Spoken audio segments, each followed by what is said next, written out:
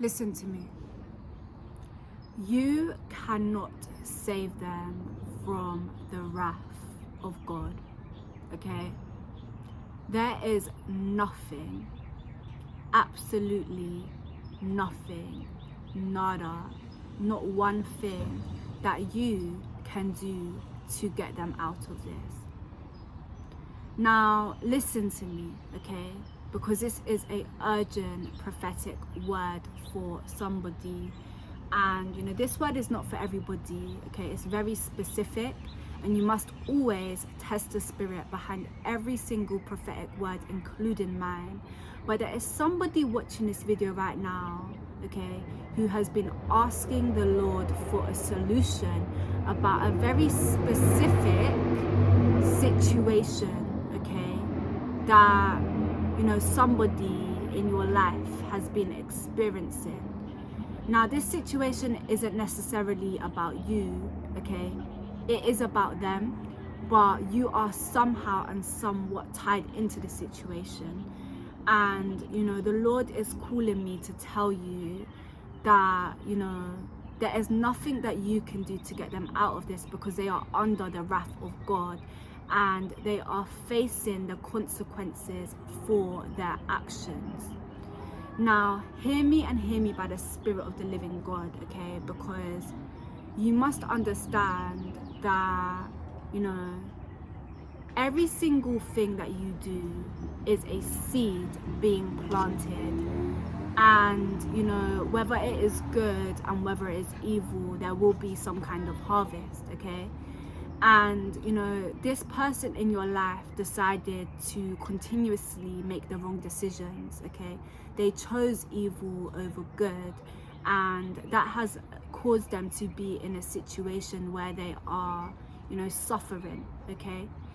And they are suffering, but they're not just suffering. They are, experiencing transformation. They are feeling regretful, they are sorry, and they're feeling a lot of emotions, and they are starting to see the truth. And whoever this word is for, this has been brought to your attention, okay?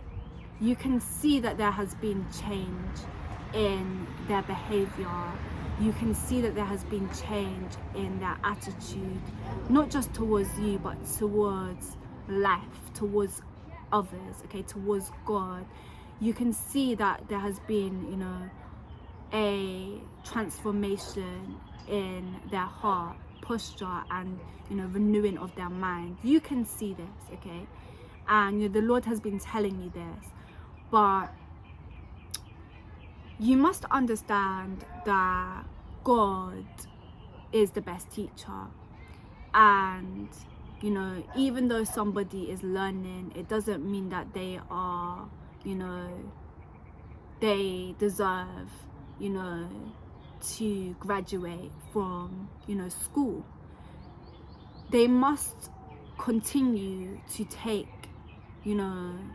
these classes. They must continue to complete the camp. They must continue to experience what they are experiencing, because they are under the wrath of God, and He is positioning them in a place where they will receive Him.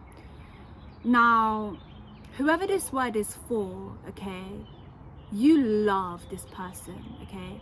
You love them with the love of God, and you also are sorry for certain things that you have done that may have, hurt this person. Because whoever this person is in your life, not only did they hurt you, but you also hurt them. When you were sent into each other's lives, the enemy used you both to hurt each other. And, God worked that pain, okay, those attacks on you together for your good, okay? Those experiences of trauma, those words, that criticism, that, rejection, these spirits that manifested through this person to hurt you, God worked this all together for, your good. and for his glory, because you love him and you deny yourself and pick up your cross and follow Jesus, and you have been called according to his purpose. Whereas this person in your life, okay, that you have been praying for and believing in God for, to receive deliverance, to receive salvation, to receive, transformation, a breakthrough, they decided to, make the wrong decisions, okay? They took those attacks and, went even deeper into the darkness. And it's not necessarily because they want to, but they are just, under spiritual attack. They are poor, they're not necessarily wicked. And like, whoever this word is for, this.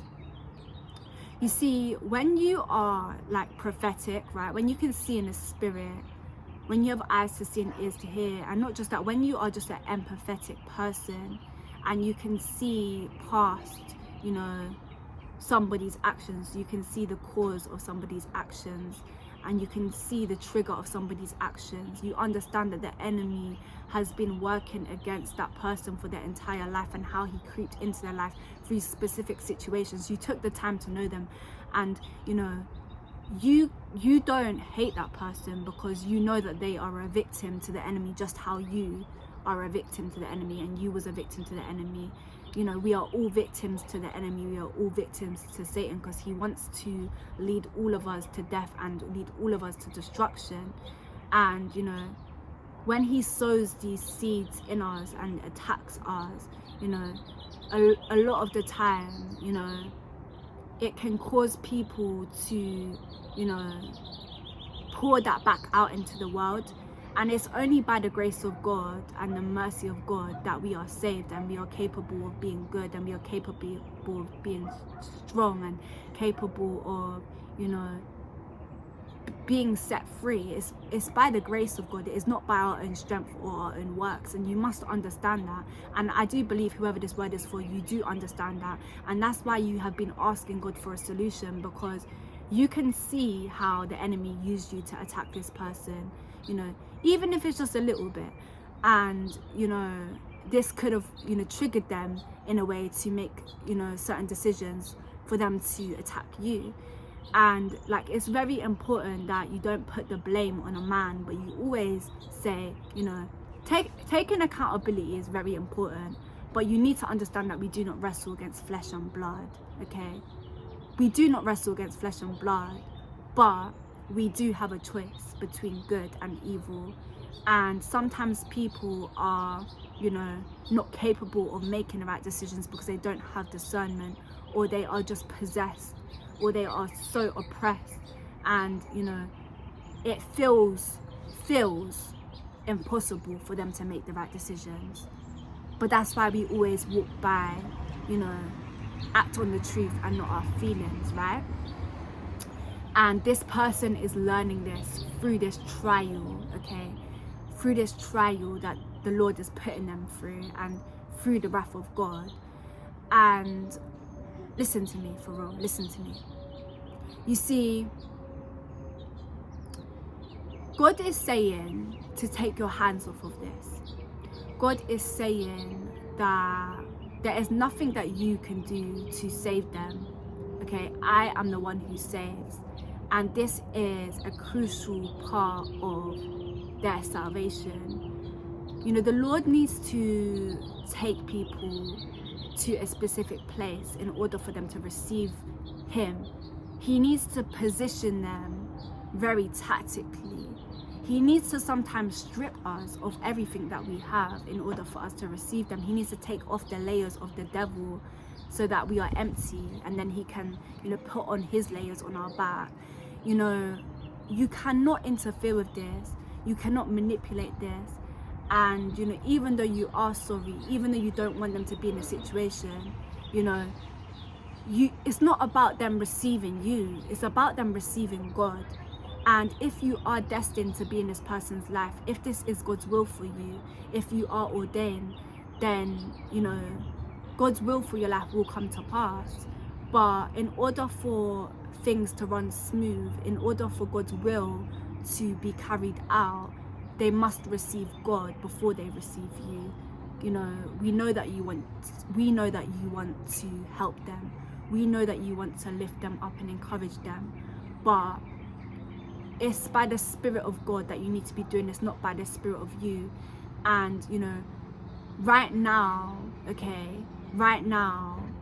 they are receiving you, or what you are thinking about doing, what you are considering is you and not God.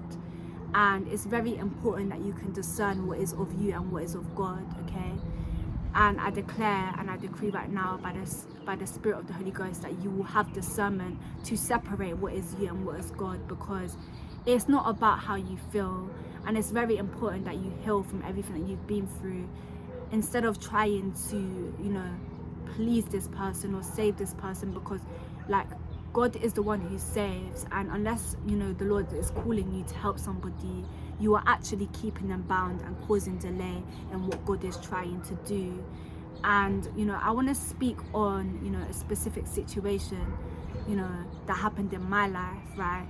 And this is a supernatural, you know, encounter that I had with God. I remember being in prayer and I was asking God for a solution about a situation that somebody was in. They was under the wrath of God because of something that they did to me.